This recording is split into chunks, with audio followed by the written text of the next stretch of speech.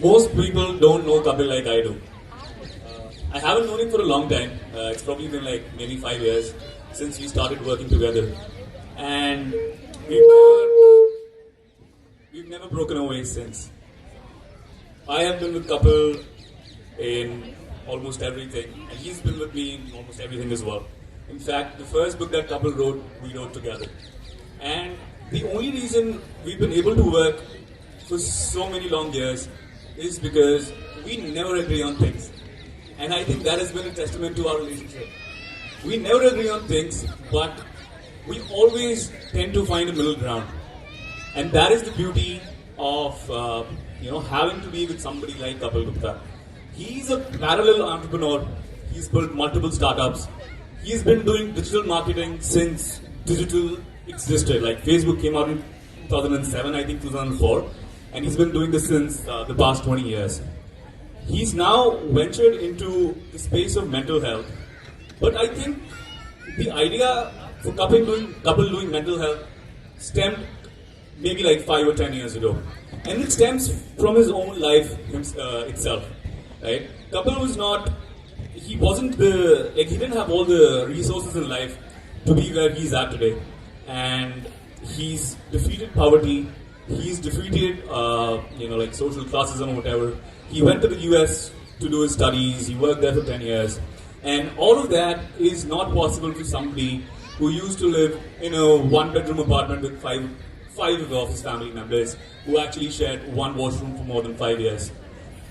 Breaking that sort of poverty in India is really hard. And what Kapil has achieved so far in his life is, of course, tremendous. But I think over the past 20 or 30 years of his career or his adult life, he has shaped a lot of views for himself, and he's sort of established these ideologies that have now sort of been formed into a book. And that is the book that is called KGism. So the KGism is essentially the way to live life through the lens of KG. And I would now like to welcome Kapil Gupta himself on the stage to speak a few words about the book. Thank you so much, Bhushan. Firstly, let me disagree on a couple of points of it. Classic Kapil. So first of all, my journey with mental health did not start 10 years back. Okay? My journey with mental health is probably what I consider as the most unique journey. It started a day before the first lockdown. I was a digital marketing entrepreneur at the time. I was running a startup. I had, a lot of kids who are in 20s and 30s, early 30s and, mostly 20s working for me. And I saw their lives kind of twist. The first lockdown, the day before the first lockdown, I put what was supposed to be a sarcastic Facebook post by a digital entrepreneur that said, I hope Modi ji has kept enough money in the budget for suicide prevention and depression. That's it. That was my mental health journey starting. I put a funny Facebook post. That led to a lot of people coming and asking me about mental health. I doing a lot of research.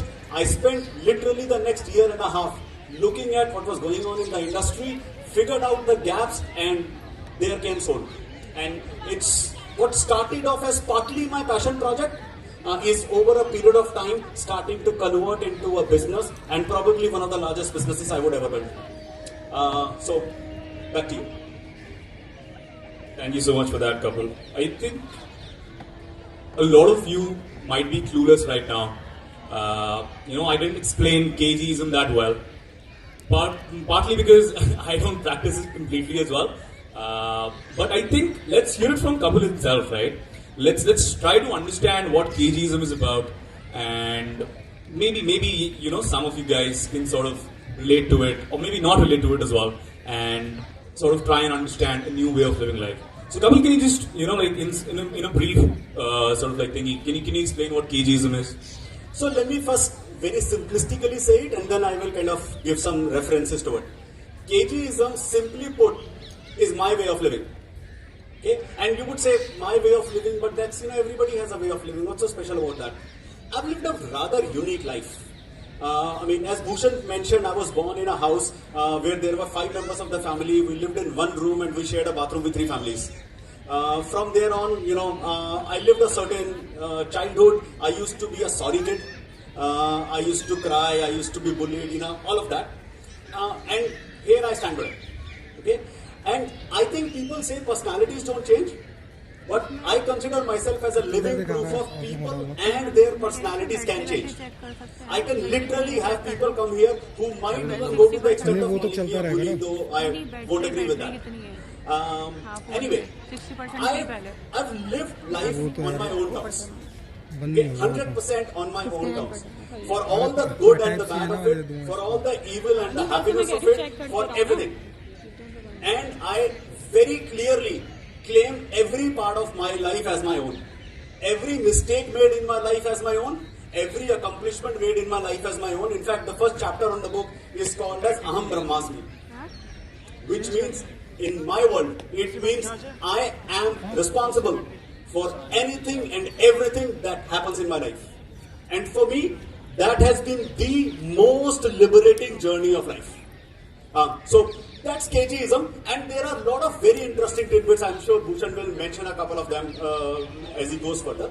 But it's been, it's a very different approach to life as people view it, and that has been talked about in the book. I don't do a lot of references in the book of personal examples of here is what happened, because I think that's not really relevant.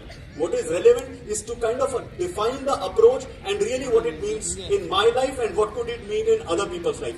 One other thing I must mention before I hand it back to Bhushan, nowhere in the approach of KGism will it ever say that this is a winning approach to life.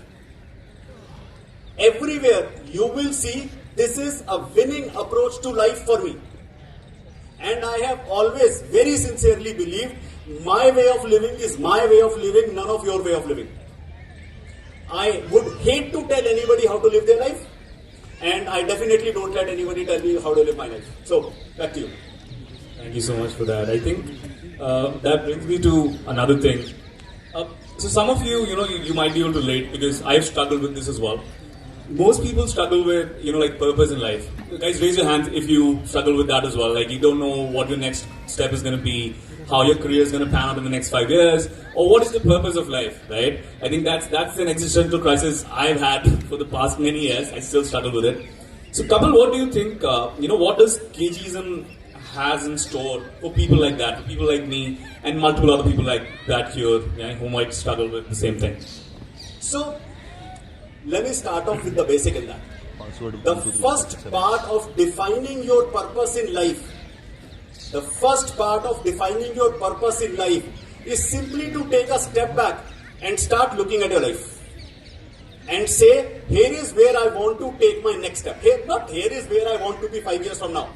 None of you are going to be able to do that. We all face existential crisis because we worry about where will we be 5 years from now, or 2 years from now, or 10 years, or 20 years from now. I don't live like that. I really don't live like that. I'm 47 years old. I still live in a rented house. Okay, I hope nobody is here from income tax. Let me acknowledge I have enough money to buy a house. Okay, tax-paid money, not even, not tax-paid, but I have enough money to buy a house. I choose to not live in a house. I choose to live in a rented apartment because I tell my landlord, you are going to do 3 things for me. Number 1, you are never going to show me your face because that will mean there will be arguments and whatever else.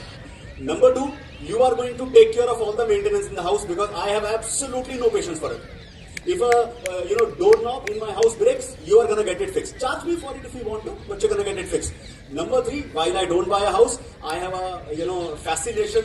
I'm kind of getting over it, but I had a fascination for Mercedes. So I drive a Mercedes. Because it is a big car, you need to give me the most premium slot in whatever parking area that you have for your house.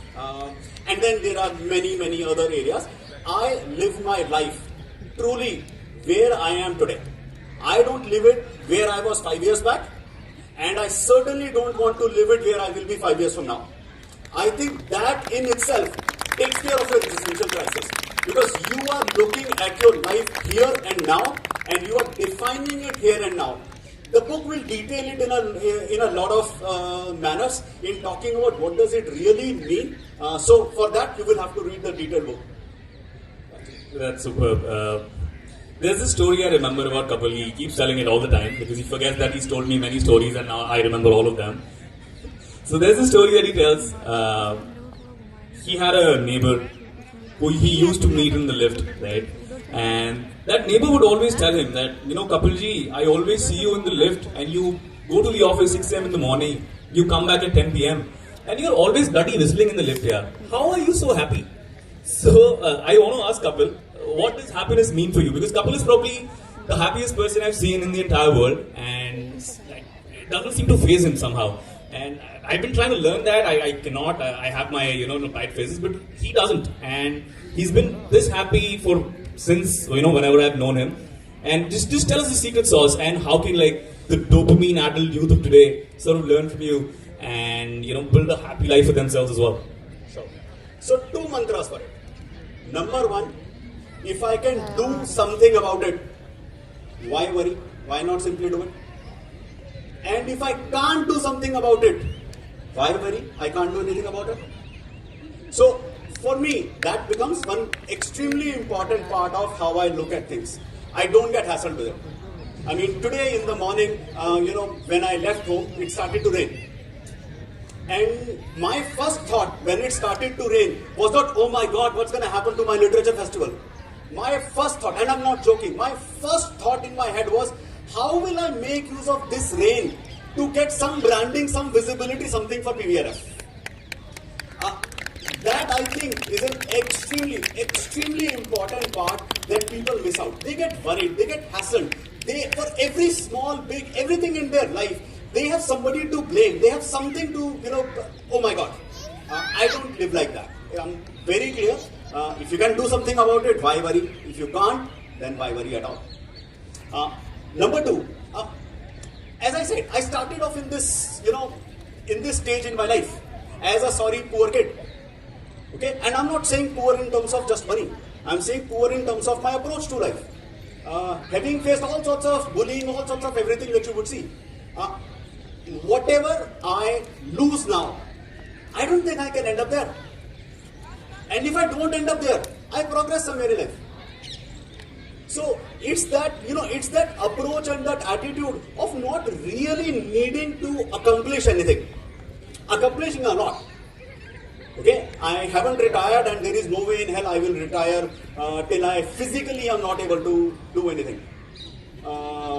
But that ability to just be able to absorb whatever life throws your way, to just be able to plan where you want to be, taking your next step and just going about it.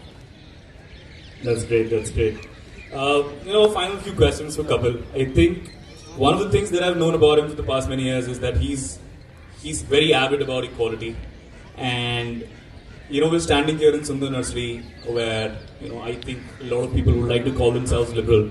And Kapil told me about 3 years ago that most liberal people who tend to be left-leaning are not really liberal. You know why? Kapil, can you tell people why that left-leaning people or liberal people, as they like to call themselves, are not really liberal? So, most conservative people in the society that we live in, and it is probably because more people are liberal these days, most conservative people have accepted that they are people with liberal point of view. They have accepted it. They can live with it. They don't get, they don't have their blood boil and want to kill everything when they see a liberal person. The problem with liberal people, liberal in itself means acceptance for all viewpoints. I don't understand for the heck of me, if liberal means accepting all viewpoints, why can't liberal people accept conservative viewpoint? What's so wrong with that? So that's where I find liberal people I'm not going to generalize it for everyone in all situations, but I find liberal people as the more dangerous mob that goes around. Because they can't accept a conservative view. I live my life the way I live my life, you can do whatever the heck you want. That brings me to another sort of controversial topic. And this is probably the final question, Kapil. I think this will define KGism and equality as well. Kapil has a really different definition of feminism than most people would like to believe or most people do accept. Kapil, can you share please a bit more about that? The four people theory plus other things as well in terms of equality. So, four people theory is not necessarily about feminism, but let me share that because it's a very important aspect of how I look at everything around. I believe relationships in the 21st century, and I will include marriage in this. Okay, I believe relationships in the 21st century haven't evolved. Everything around us has evolved. Okay, the way we work has evolved. Equality around us has evolved. The meaning of being a woman in the world has evolved, and everything else. But relationships have not evolved. And I created this definition many years back saying, you don't really need to be in a relationship. You need 4 distinct people in your life. Number 1, somebody that you are going to have fun with every day. So somebody who is like, you get out of your office in the evening and you go have a beer with, or you go have a coffee with, or you just go chill out with. So somebody who is your friend that you enjoy with every day. Number 2, somebody that you share intimate secrets of your life with. It doesn't need to be the person that you go out with every day, but somebody that you are compatible enough that you share the intimate secrets of your life with. Number 3, the person that you want to grow old with. Okay? Soulmate, if I could call it that. I don't really believe in that concept, but let me call it that. Person you want to grow old with. And number 4, a fuck buddy. Now, society in specifically relationships, specifically spousal relationships, and spousal relationship do not mean a boy and a girl. It could be spousal relationship between a lesbian couple and between a gay couple or any other form. Spousal relationships essentially mean these 4 people are the same person. You have to enjoy with me every day. You have to share your intimate secrets with me. You have to believe you want to spend your old age with me, and you want to fuck me. And all of these have to be exclusive. For me, it doesn't work like that in the 21st century. It used to work back when we had a society in even the 19th century. Now, probably, it started breaking down in the 20th century. But in the 19th century, when you had clearly defined roles, a woman is going to stay in the house, so she has a need for the man to be all of these 4 things. And the man is going to be going out, but he needs to come back and ensure he provides all of these 4 things. That structure has broken down. People need independence in their life. People need to be themselves in their life. And that, for me, is the 4 people theory that I talk about. And, I think if you could accomplish that, if you could get there, if you could get somebody in your life that fulfills 2 out of these 4, wonderful, fantastic, you are right up there. Otherwise, try to look at how it is evolving. The kind of divorce rates that you see now, the kind of old age marriages that you see now are actually for me, that's the living proof of how this 4 people theory is more and more making its space in society and is kind of going to be the way people will live going forward. On a lighter note, I think that these 4 people should never meet each other. But yeah, thank you so much for your time, Kapil. I think it was lovely hearing your thoughts. And I understand that. Let me just make one more. I'm sorry. Sure. On this 4 people theory, somebody very jokingly told me that this is not enough. You haven't completed the setup. And the answer was, you need a 5th person in your life. And I was like, why do I need the 5th person? Because that is going to be the person that can help you afford the other 4. So on that lighter note, let's... Yeah, thank you so much for everything, Kapil. I think it was lovely hearing your thoughts. And thank you so much for all of you guys listening to us and giving us your time. It's been a wonderful day. And I wish you have a good day or good evening. So I would request Shamishta ma'am if you could please join us on the stage for the unveiling of KGism.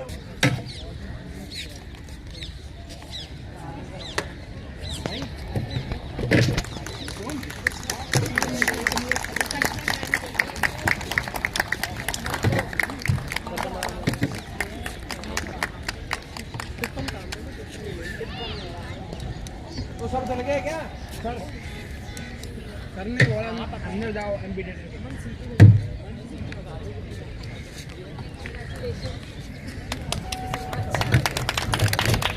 चल रहा है क्या ये हाँ पीछे में आना ना